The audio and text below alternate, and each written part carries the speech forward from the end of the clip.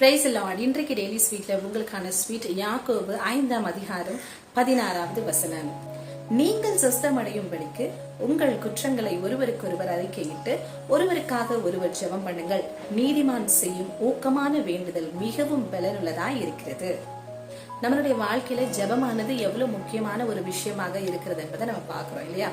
ஜெபத்தினால் ஜெயம் பெற்றவர்கள் அநேகராக இருக்கிறார்கள். ஆனா நம்மளுடைய வாழ்க்கையில மேக்சிமம் பாத்தீங்கன்னா மற்றவங்களுக்காக ஜெபிக்கிறத காட்டிலும் நமக்காக தான் நம்ம பொதுவா அதிகமா ஜெபிப்போம். அதுதானே உண்மை. ஆனாலும் கர்த்தர் இன்றைக்கு நல்ல ஒரு வாக்குத்தத்த வசனம் கொடுக்கிறது என்னன்னா, நீங்க மற்றவங்களுக்காக நீங்க ஜெபிங்க.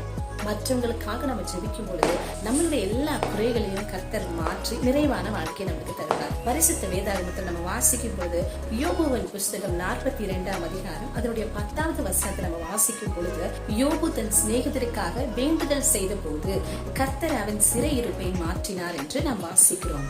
யோபு எவ்வளவு பெரிய ஒரு ஐஸ்வர்யவான் தெரியும் இல்லையா. அவ்வளவு பெரிய ஒரு ஐஸ்வர்யவான் எல்லாவற்றையும் இழந்த சிநேகிதருக்காக ஜெபித்தாங்க பாருங்க.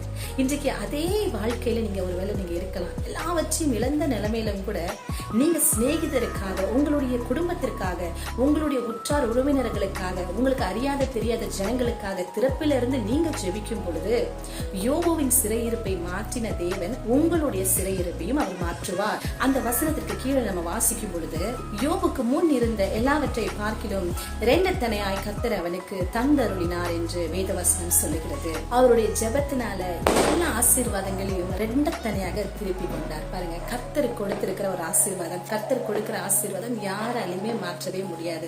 இன்றைக்கு நீங்க உங்களுடைய வாழ்க்கையிலும் கூட மற்றவங்களுக்காக ஜெபித்து பாருங்களேன். கருத்தாய் நீங்க ஜெபித்தா போதும், நிச்சயமாக உங்களுடைய ஜெபங்களின் மூலமாய் அவங்களும் பலன் அடைவாங்க.